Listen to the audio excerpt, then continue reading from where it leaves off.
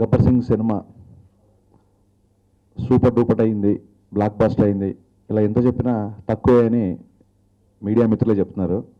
ఈ మధ్య మీడియాలో ఒక నానుడి బయలుదేరిందంట, సినిమా బాగుందంటే హిట్ అంటారు, చాలా బాగుందంటే సూపర్ హిట్ అంటారు, సూపర్ హిట్ని దాటితే బ్లాక్ బాస్టర్ అంటారు, బ్లాక్ బాస్టర్ కూడా దాటితే దాన్ని గబ్బర్ సింగ్ అంటారు.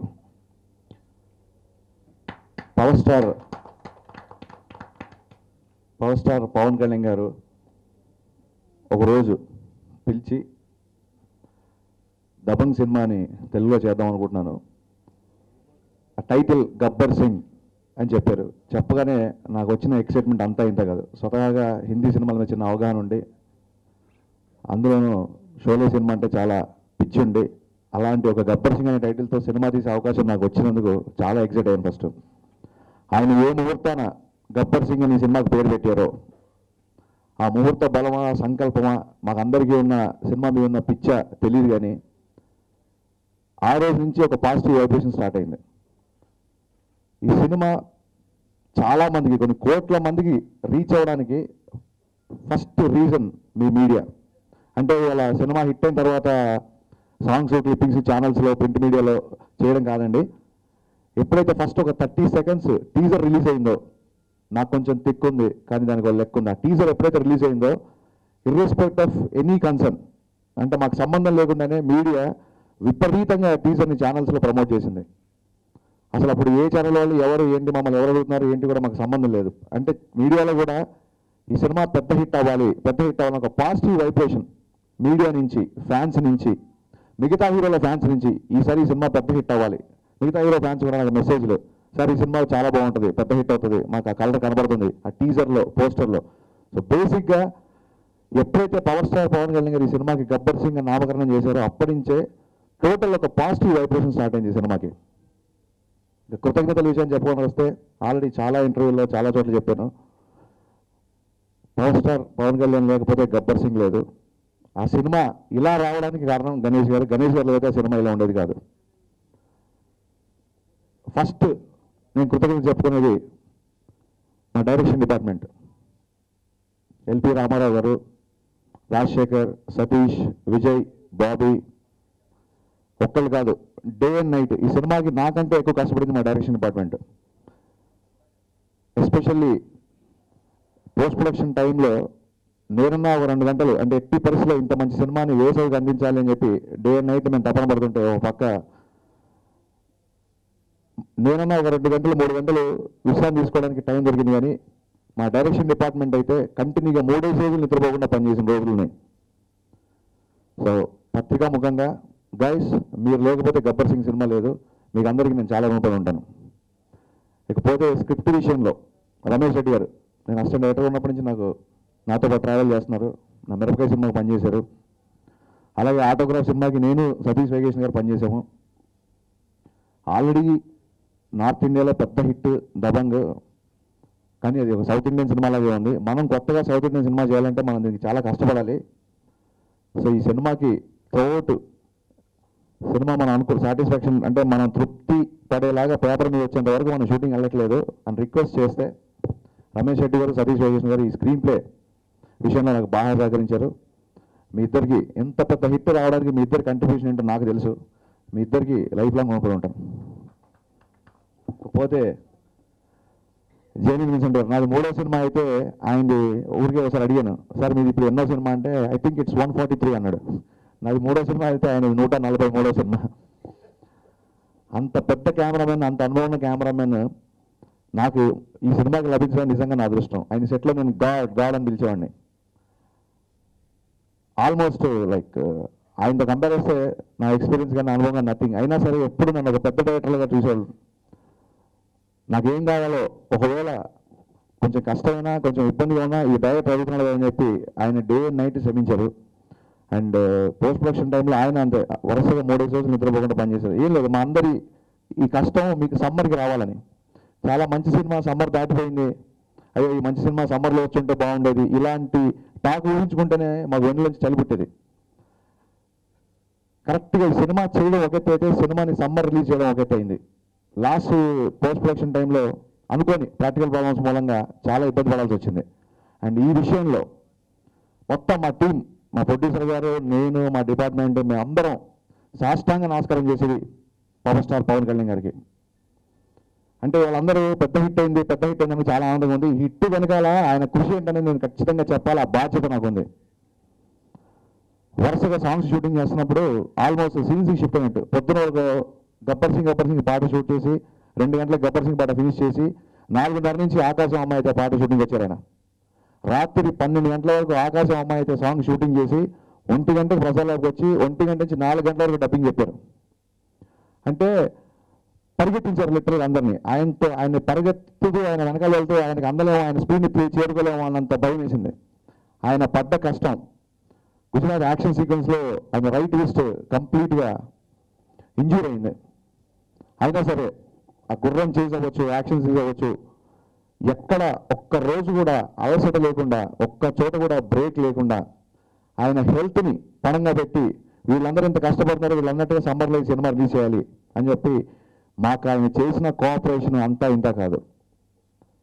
నిజంగా చెప్పిన ఆరోగ్యాన్ని పణంగా పెట్టి ఈ సినిమా చేసేది చాలామందికి తెలియదు. ఆయన కష్టం, ఆయన తపన మమ్మల్ని ఇలా నిలబెట్టింది.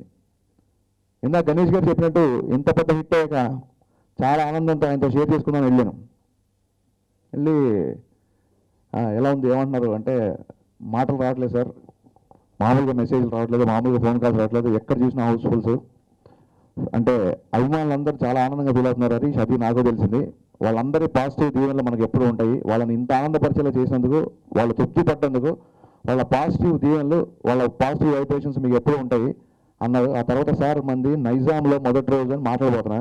హరీష్ సార్ అది కాదండి, అసలు ఓవర్సీస్లో మన కలెక్షన్. హరీష్ అవన్నీ మన విషయాలు కాదు, వదిలేయి. ఫ్యాన్స్ అందరూ హ్యాపీగా ఉన్నారు కదా, హ్యాపీగా ఉన్నారు సార్. నిజంగా అంత పెద్ద హిట్ వచ్చిన తర్వాత ఎవరైనా సరే ఎంత కలెక్షన్ చెప్పొకసారి అని అట్లీస్ట్ విని ఆనందపడాలనుకుంటారు. గర్వంగా 10 మందికి చెప్పుకోకపోయినా అట్లీస్ట్ వినాలనుకుంటారు.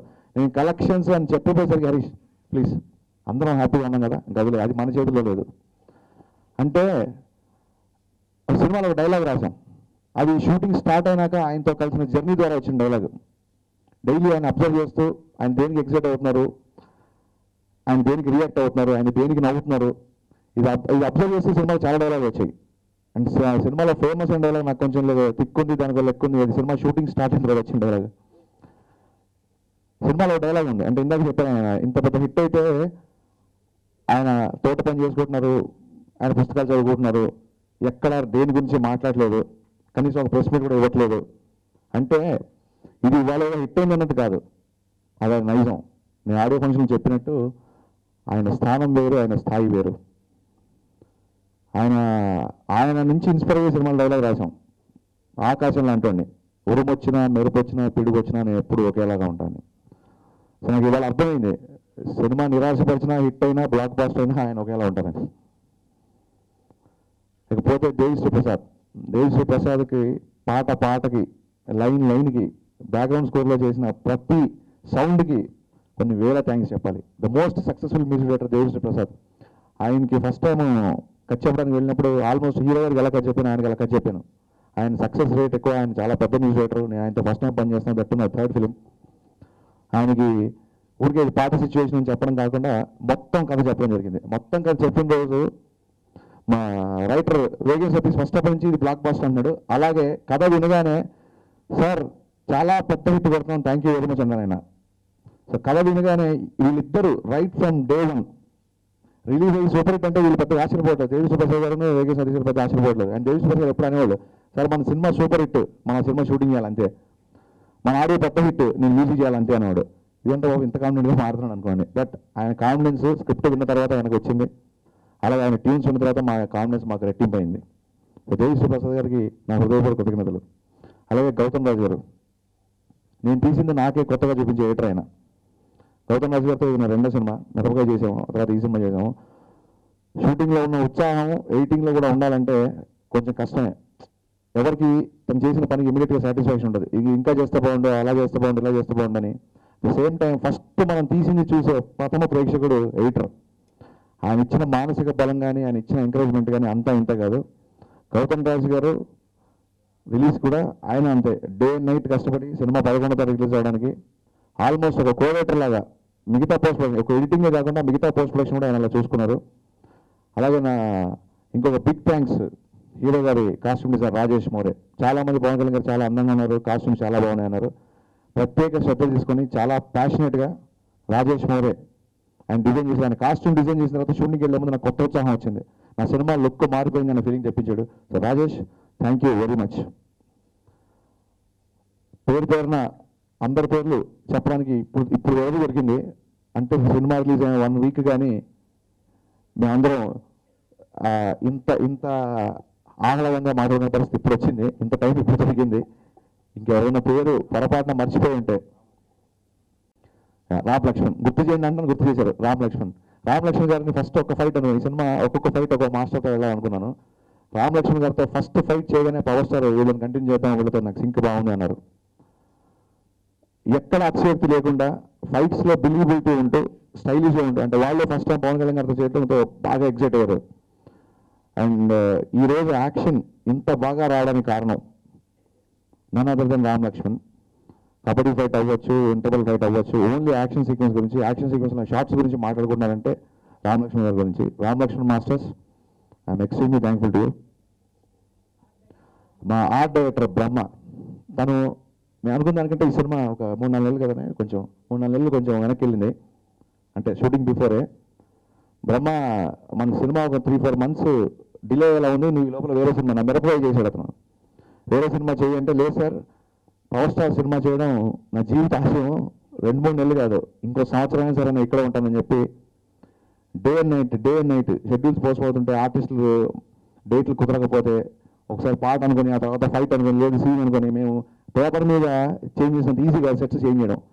మేము పేపర్ మీద ఎంత ఈజీగా చేంజ్ చేసుకుంటూ వెళ్ళాము షెడ్యూల్స్, ఆయన అంత ఈజీగా సెట్స్ మీద కూడా మార్పులు చేస్తూ 24 అవర్స్ ఒక ఆర్ట్ డైరెక్టర్ అంటే ఊరికి ఏదో తన ఆర్ట్ వర్క్ చూసుకొని వెళ్ళకుండా 24 అవర్స్ మా సెట్లో ఉంటూ మా ఆఫీస్లో మాతో పాటు ట్రావెల్ చేస్తూ ఈ సినిమా విజయానికి బ్రహ్మ, నువ్వు లేకపోతే సినిమా లుక్ ఇలా ఉండేది కాదు. I'm extremely thankful to you. For the last but not least, Ganesh గారి గురించి ఒకే మాట చెప్పాలి. గణేష్ గారు లేకపోతే గబ్బర్ సింగ్ లేదు. ఈ సినిమాకి నాకంటే ఎక్కువ కష్టపడిన వ్యక్తి ఎవరైనా ఉన్నారంటే ఆయన గణేష్ గారు. ఈ సినిమా సూపర్ డూపర్ హిట్ అవ్వాలి, పెద్ద హిట్ అవ్వాలి. ఈ సినిమా ద్వారా హరీష్ మంచి పొజిషన్లో ఉండాలి, పవర్ స్టార్ గారి ఫ్యాన్స్ అందరూ కాళ్ళు ఎత్తుకొని తిరగాలి అనే దృఢ సంకల్పం. అంటే ఈ సినిమా ద్వారా నాకు ఇంత మిగలాలి అని కాకుండా ఈ సినిమా చాలా పెద్ద హిట్ అవ్వాలి, సినిమా గురించి మాట్లాడుకోవాలి అందరూ, పవర్ స్టార్ ఫ్యాన్స్ అందరూ కాళ్ళు ఎత్తుకొని హరీష్ ఈ సినిమా ద్వారా పెద్ద డైరెక్టర్ అవ్వాలి. జస్ట్ ఈ సినిమా గురించి ఆలోచిస్తూ డే అండ్ నైట్ సినిమా అన్న సూపర్ హిట్ కొట్టాలి, అన్న ఆయన మేనరిజం సూపర్ హిట్ కొట్టాలి, సూపర్ హిట్ అంటే కలవరించాడు. నిద్రలో కూడా ఇలా తడితే super hit, Gabbar Singh super hit అన్నాడు. అంత గట్టి సంకల్పం ఉన్న వ్యక్తి. మొదటి 2 సినిమాలు కొంచెం నిరాశపరిచినప్పుడు చాలామంది ఇండస్ట్రీలో చాలామంది, అది కామనే, ఒక ఇండస్ట్రీలో కామనే, తన మీద చేసిన కామెంట్లు కావచ్చు, తన చేసిన అపహాస్యం అవ్వచ్చు, అవన్నీ ఆయన కాదు నేను విన్నాను. అంటే ఇండస్ట్రీలో జయాపజయాలు ఎలా కామనో మనుషులు అపహాస్యం చేసుకోవడం కూడా మనుషుల్లో common. It's not only in film industry. ఉంటారు, చెడు ఉన్నప్పుడే మంచికి వాల్యూ ఉంటుంది. అది తెలిసినప్పుడు చాలా బాధపడేవాడు. అన్నా నేను ప్రతి సినిమా సూపర్ హిట్ కొట్టాలని తీస్తాను, సినిమా ఆడకపోతే నేనేం చేయాలన్నా అనేవాడు. అలాగే సినిమా కొంచెం ఆడకపోతే ఆ తాలూకు డైరెక్టర్ కానీ ఇంకోళ్ళు కానీ పల్లెత్తి కామెంట్ కానీ వాళ్ళు సరిగ్గా చేయలేదు కానీ ఏ రోజు మాట్లాడేవాడు కాదు. ఎందుకంటే ఓన్లీ గబ్బర్ సింగ్ కాదు, గబ్బర్ సింగ్ బిఫోర్ ఒక 2 years జర్నీ చేశాను గణేష్ గారితో. గణేష్ గారు అపహాస్యం చేసిన వాళ్ళకి, మీ మీద జోకులు వేసిన వాళ్ళందరికీ ఇవాళ మన సినిమా కలెక్షన్లో సమాధానం చెప్తున్నాయి. గర్వంగా మీరు సినిమా కలెక్షన్ చూపించండి అంటే ఎవరికి మీరు సమాధానం చెప్పాల్సిన అవసరం లేదు. దేవుడు బ్రహ్మాండమైన విజయాన్ని మీ పేరు మీద ఆల్రెడీ రాసేసాడు. ఈరోజు ఈ సినిమా ఇంత పెద్ద హిట్ కావాలి కాబట్టి దీని తాలూకు బిఫోర్ జర్నీ అంతా జరిగింది అనుకోవాలి. ఇంత పెద్ద విజయం మీలాంటి మంచి మనిషికి రావడం, మీలాంటి గట్టి సంకల్పం వ్యక్తికి రావడం నాకు ఆనందంగా ఉంది. ఈ సినిమాకి ఆయన పడ్డ తపన అంతా ఇంతే కాదు. నాకు సూపర్ హిట్ కావాలి, మీకు ఏం కావాలి చెప్పు అనేవాడు. సెట్స్ నో కాంప్రమైజ్, మ్యూజిక్ ఒక చిన్న మ్యూజిక్ పెట్టి కొంచెం అది మనం అనుకున్నట్టుగా లేదు, ఒకసారి వెళ్ళాలి దేవి గారి దగ్గరికి అంటే అప్పటికప్పుడు టక్కున షూటింగ్ ప్యాకప్ చేసి, అంటే క్వాలిటీ కోసం అనుకున్న లొకేషన్లు సరిగ్గా నచ్చకపోయినా, ఒక మ్యూజిక్ సౌండ్ నచ్చకపోయినా ఎన్నిసార్లు షూటింగ్ ప్యాకప్ చేసామో రాజీ పడకుండా, మామూలుగా ప్రెస్ మీట్లు చెప్పడం కామన్, అన్కాంప్రమైజింగ్ ప్రొడ్యూసర్ అని, uncompromising at the same time grandeur నిర్మాత గణేష్ బాబు గారు. నేను చాలాసార్లు పెద్ద సెట్లు వేసినప్పుడు అనేవాడిని, ఇంటర్వల్ సెట్కి కేవ్ కేక సాంగ్ సెట్కి సార్ ఈ సినిమా తర్వాత మీకు పేరు మారిపోతే గ్రాండియర్ నిర్మాత గణేష్ బాబు అంటారని నిజంగా ప్రెస్ అందరిని రిక్వెస్ట్ చేస్తున్నా. నా నిర్మాత గురించి ఎప్పుడు మాట్లాడినా గ్రాండియర్ నిర్మాత గణేష్ బాబు గారు లేదా గబ్బర్ సింగ్ నిర్మాత గణేష్ బాబు గారు మాట్లాడండి. గబ్బర్ గణేష్ ఇంత సరదాగా ఉండే వ్యక్తి ప్రొడ్యూస్ అయినందుకు, ఒక డైరెక్టర్లో కాకుండా ఒక తమ్ముళ్ళ చేసినందుకు, ఇంత పెద్ద హిట్ నాకు వచ్చేలా చేసినందుకు, నాతో ఉన్నందుకు త్రూఅవుట్ సినిమా సార్ మీకు నేను జన్మ రుణపడి ఉంటాను. Thank you very much. అలాగే నాగబాబు గారు నాకు షాక్ అప్పటి నుంచి ఆయనతో రిలేషను. ఆయన ఆశీస్సులతోనే ఈ ప్రాజెక్ట్ స్టార్ట్ అయింది. ఎవ్రీడే ఫోన్ చేశాడు, హరీష్ ఎలా వస్తుంది అని కాదు, హరీష్ నువ్వు కొడతావు, హరీష్ నువ్వు పెద్ద హిట్ కొడతావు, కళ్యాణ్ బాబుతో చాలా బాగా చేస్తావు, నాకు తెలుసు నీకు కళ్యాణ్ బాబు సింక్ బాగుంటుంది, నేను మీ ఇద్దరు కాంబినేషన్ చూద్దాం అనుకుంటున్నా అంటే నేనేంటి ఆయన కంప్లీట్గా తెలుసు షాక్ సినిమా అప్పటి నుంచి.